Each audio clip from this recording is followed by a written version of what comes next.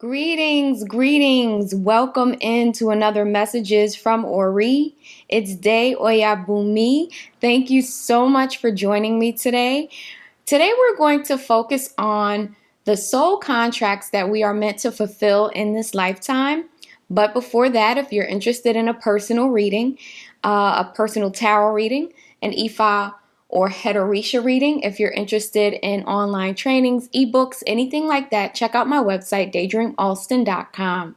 Okay, so I thought this would be a very interesting reading to do. I am of the belief that every soul that incarnates onto this planet has different soul contracts that they are meant to fulfill. And these contracts can manifest in different ways. So we're going to take a look today at some of our most important soul contracts. Please remember that this is a collective reading, so it may not, some of the information may not apply to you. Take what resonates, leave the rest. And if you're interested in a personal reading, you know what to do. Check the description box. Today we're using the Gentle Heart Tarot, and we're using the Work Your Light Oracle cards, okay? Excellent. So let's take a look at what are the soul contracts. Whoa. Let me finish the question. What are the soul contracts the most important soul contracts that my viewers have come to fulfill in this lifetime, in this incarnation?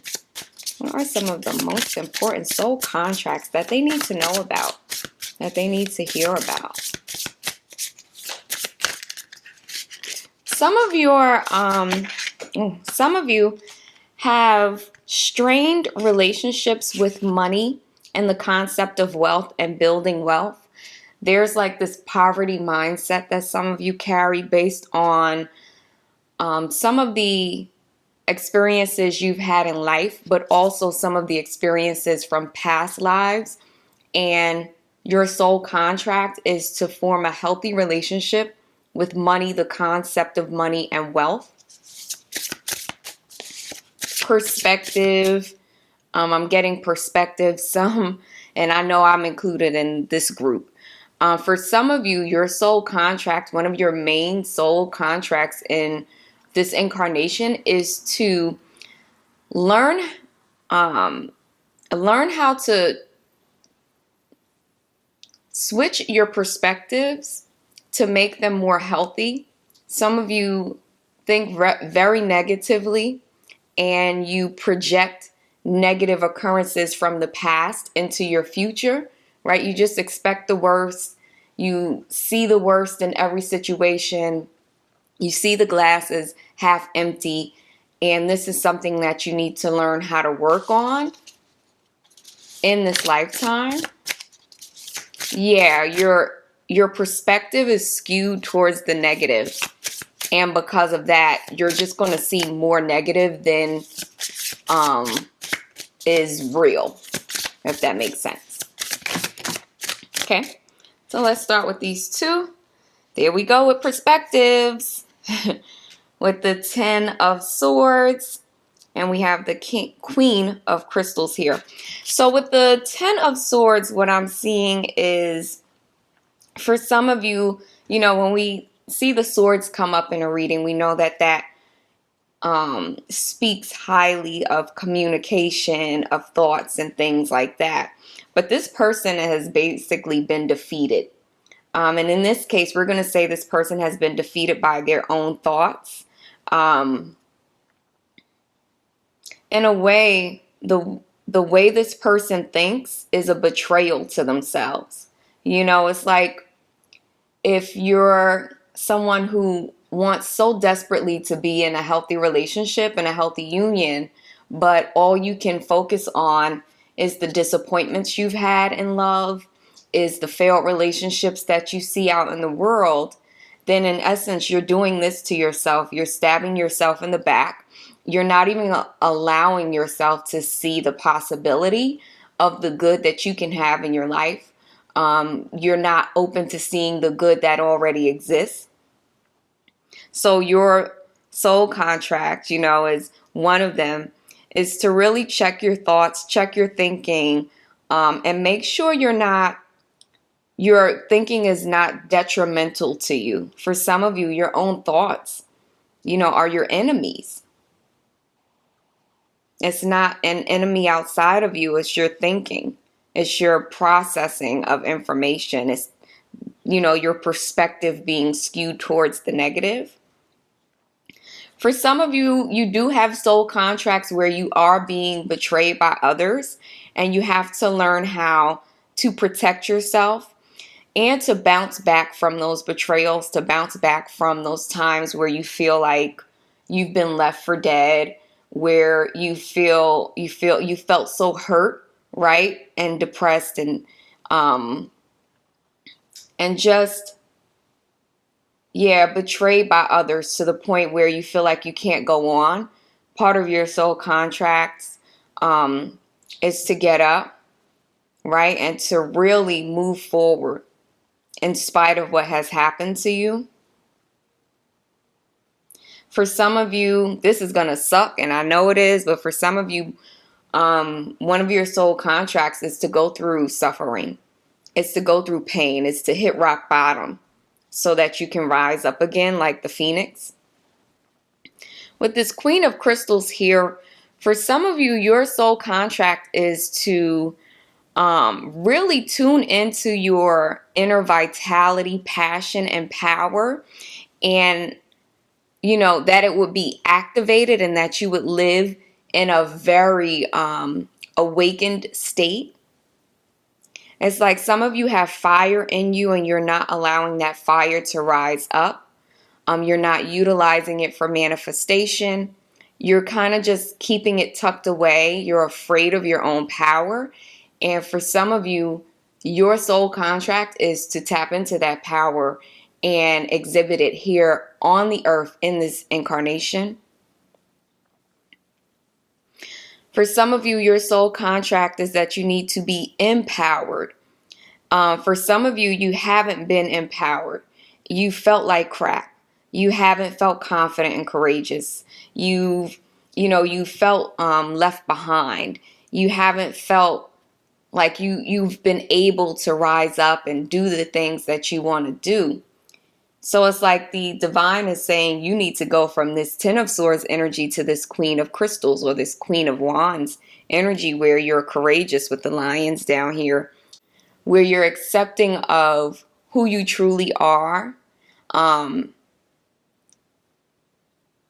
accepting that you need to be okay with being different from everyone else. That's part of your soul contract. Some of you feel like oddballs, black sheeps. And it's just like the divine is like, get over it. Use that to your advantage, or not even if you can't use it to your advantage, just be who you are, be authentic. For some of you, your soul contract is saying that you need to learn how to problem solve. And really not just problem solve, but like I said, be your own person. Do what you want to do. I see that some of you hold back a lot. And when I see the cat spirit, I've had cats in my household like all my life. And they are so independent. They do what they want when they want. They don't care how you feel about it. And my baby who just passed away, my cat, when I would say no, he would just look at me like, no, what the hell you mean no? And he would try to figure out a way around whatever the barrier is I erected, right? So the cat spirit is calling us to do the same, like overcome your obstacles, stand firm in what you want, what you believe in, and in your independence.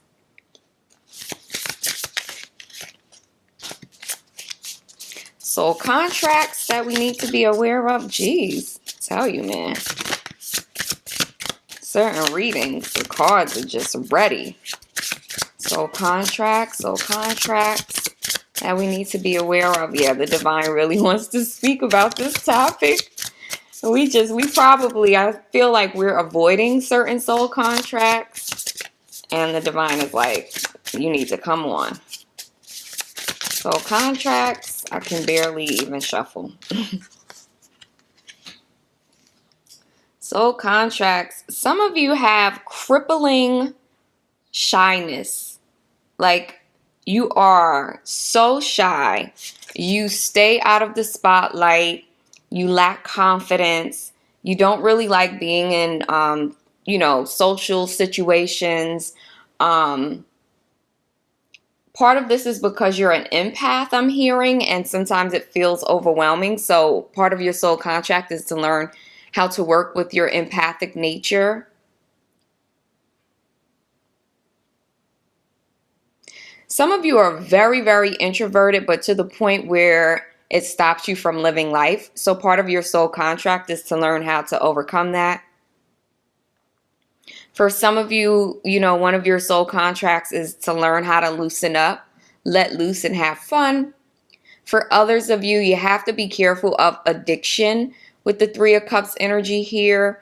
You have to be careful of kind of like relying on entertainment to drown out the pain, to drown out the trauma and the sorrow. Like, you don't want to face your demons. You don't want to face the hardship. And so you party. You're always entertaining. You're always out. You can't sit still. So your soul contract in that situation is, calling on you to learn how to work through those things and not cover them up. For some of you, part of your soul contract with the Ten of Swords and the Three of Cups here is love betrayals, getting over love betrayals and believing in love, believing that it is safe to love. For some of you, your soul contracts are around having so much self-respect, self-love, and self-confidence that you will not allow a partner to lie to you or put you in a third-party situation. Some of you are with someone who cheats on you consistently and constantly, and you know it, but you lack the confidence. Like we see with this Queen of Crystals, you lack the confidence to say, no, I won't stand for this, or you're afraid to be alone. And so you just stay in the situation. Your soul contract is to rise above this low sense of self. Because at the core, that's what it is. When you love yourself and you have a high sense of self, you're not going to accept lies and game playing.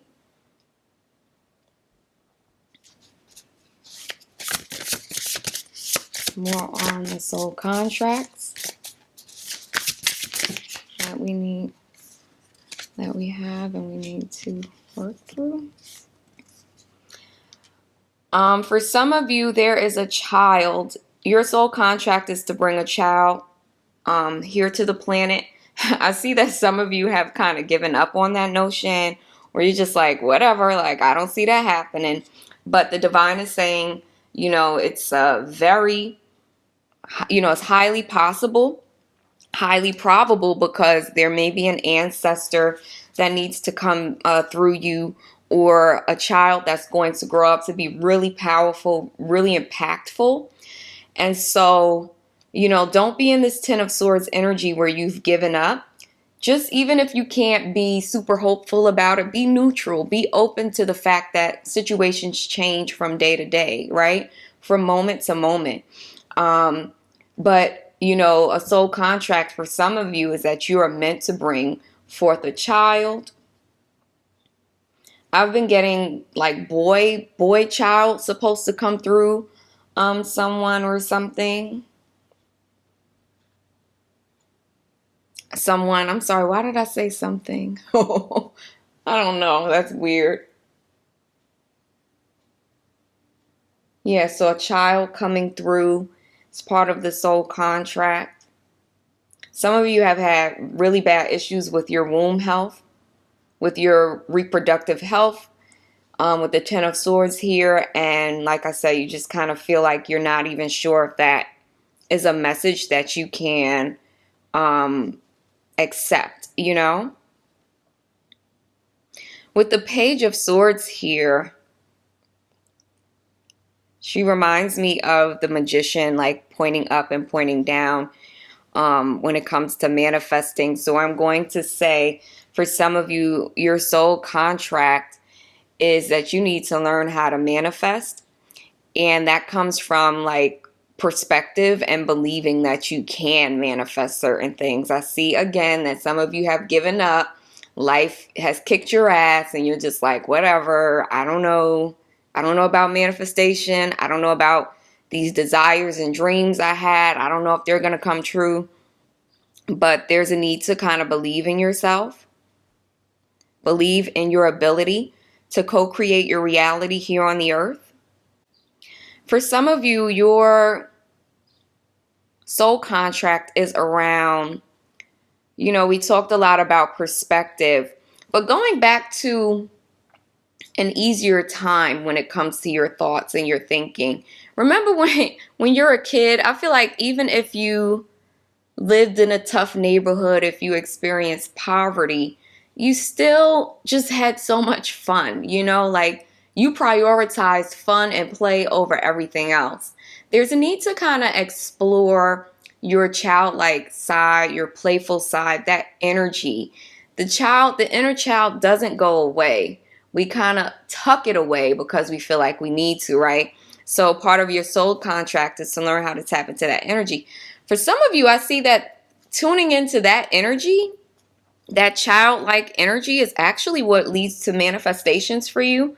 So for those of you who have been struggling with manifestations, play around with your inner child. Bring that out. Okay, so let's wrap it up with a couple of Work Your Life Oracle cards about the most important soul contracts that we have in this incarnation. All right.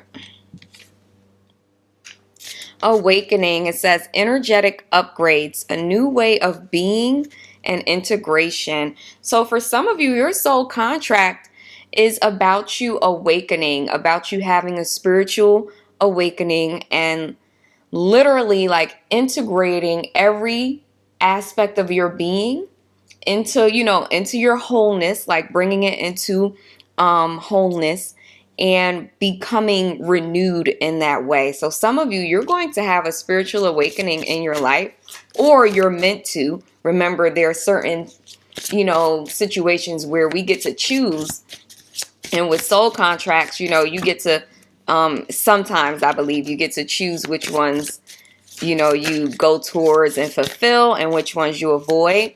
So it's like there's an upgrade available to you at some point in your life, and the divine is saying take it, because it's this awakening is part of a soul contract for you.